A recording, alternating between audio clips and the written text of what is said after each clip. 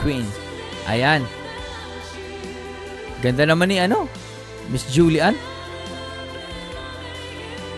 Yo, what's good everybody? It's your boy David again, and I'm back with another video for today. If you guys are new to my channel, make sure to subscribe to my YouTube channel, like the video, and comment down below. So here we have Marcelito Pomoy. Okay, sumali daw siya sa For the Win. I'm not sure, first time ko tong marinig tong segment na to, if there are any segment na For the Win. Basta parang nakita ko sa video si Rita, so very interested ako, and this is a highly requested video this week.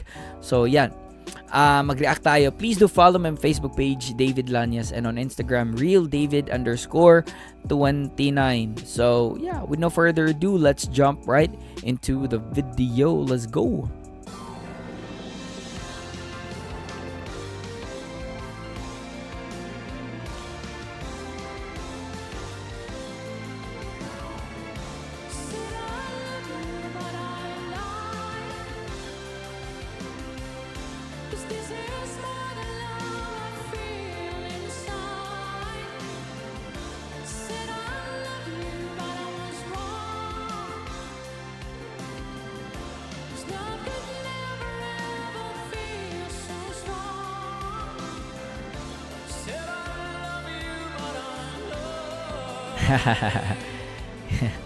Nakakaaliw talaga yung parang doble cara niya, no?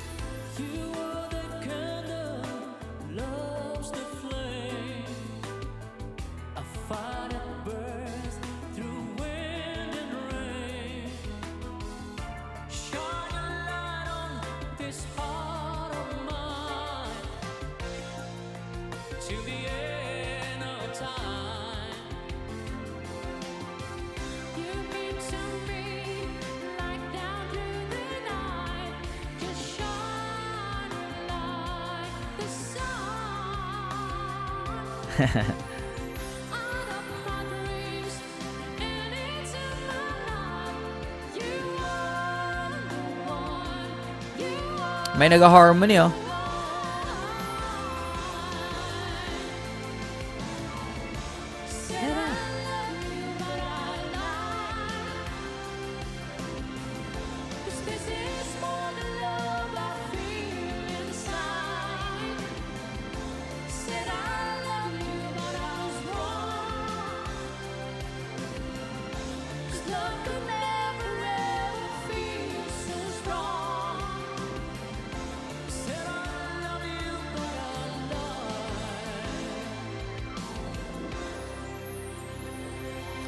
Paano kaya na na-maintain yung niya, no? Yung boses niyang doble cara na ganun. Mahirap yan, men, no? Dalawa yung focus mo. Talagang ihahasa mo yung both sa male and sa female register, no?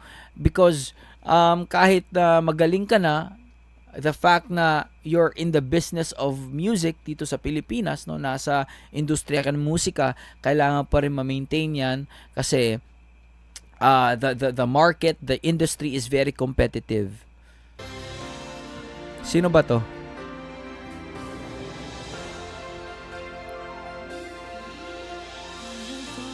Golden? Ah.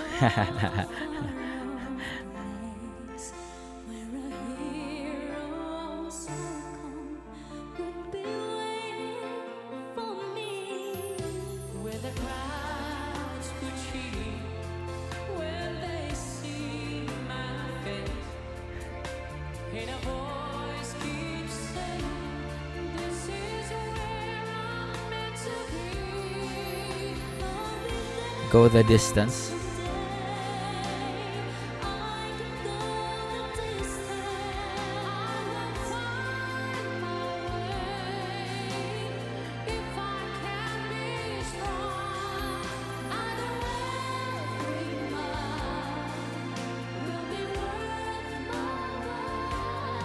Ooh, I love the harmony ni Golden.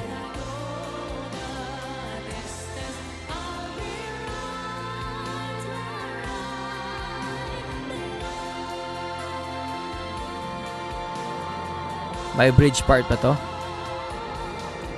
Bueno. Ito.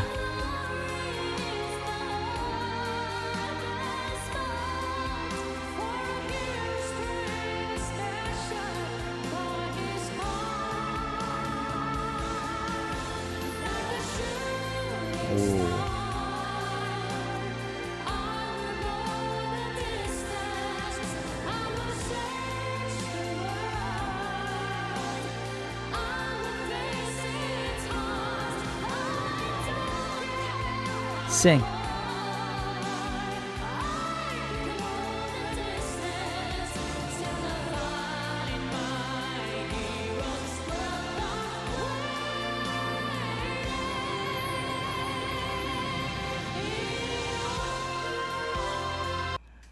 Oh.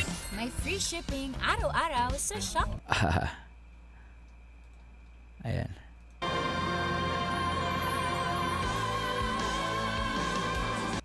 Okay. Ang comment ko lang dito sa duet nila, no? Kasi I was hoping na lower register si Marcelito Pomoy, na at least ipalabas yung male voice niya sa duet na to. I just felt like parang sobra lang sa high pitch, no? Kasi female voice na si Golden, kasi yun yung natural singing voice niya, and Marcelito did din yung high pitched female voice. So I was just hoping na medyo may konting dynamics doon, may konting contrast in terms of the vocals, no, sa duet, no, para mas more dynamics pa sana. That's what I was hoping for doon sa duet na yon, no.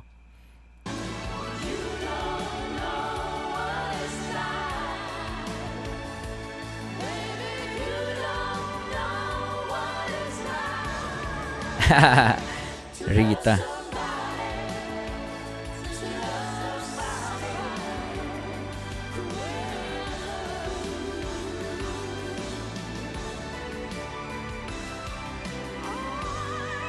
Ito na naman. Oh, yeah.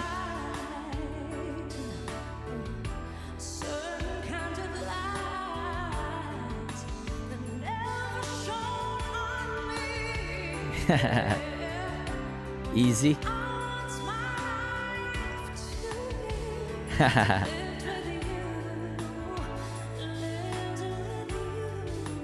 Yeah, nice.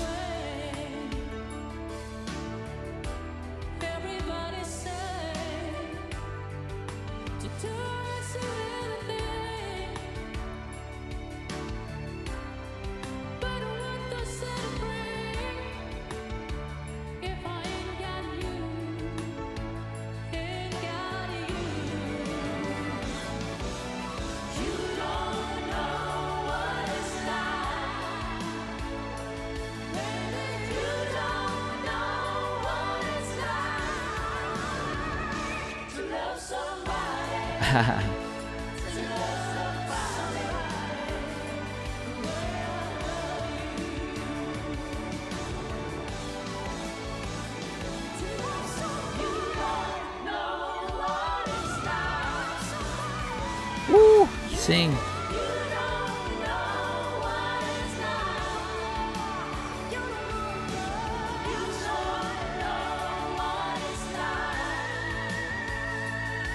Woo! Galing ni Rita.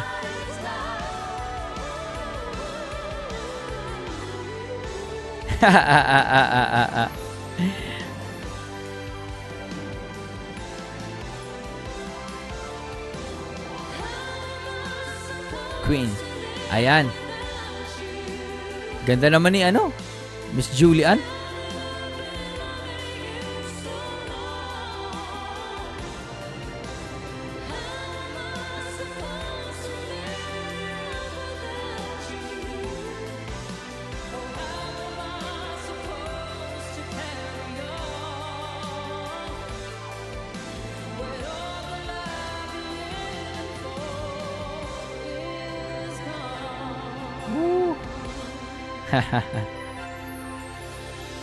I can hardly believe it. When I heard the news today, I had to come and get it straight from you. You said you were leaving, Oh. someone swept your heart away. Ito yung gusto ko kanina. No, ito yung gusto kong marinig from Marcelito Pomoy, no, yung male voice niya. From the look upon your face, I see you true. I don't wanna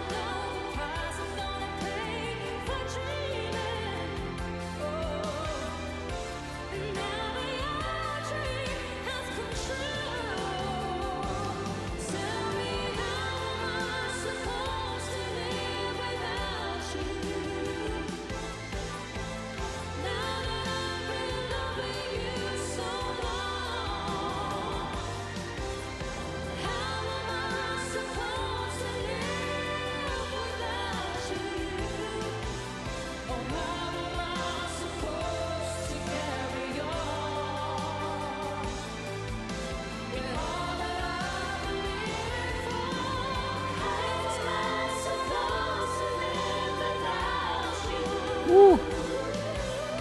Galing.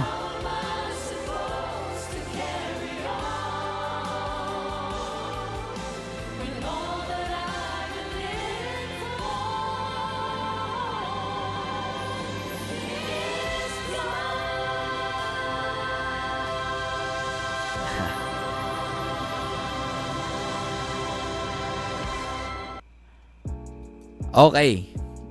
Okay. Ito. Do you want me guys to be very, very honest about this one? Okay, bigyan ko kayo ng very, very honest. It was good. But nakulangan ako sa power. Nakulangan ako sa puwersa. Nakulangan ako sa bigat. Not because hindi sila magaling ha. Magaling silang apat. But it's because na-compromise yung boses ni Golden, ni Julie, ni Miss Rita. Although Miss Rita did really well with her parts, no?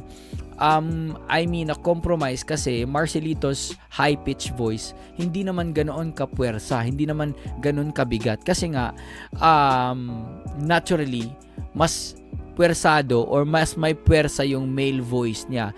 Tapos, pag nagfa-falsetto siya to sound female voice, no? Medyo very light.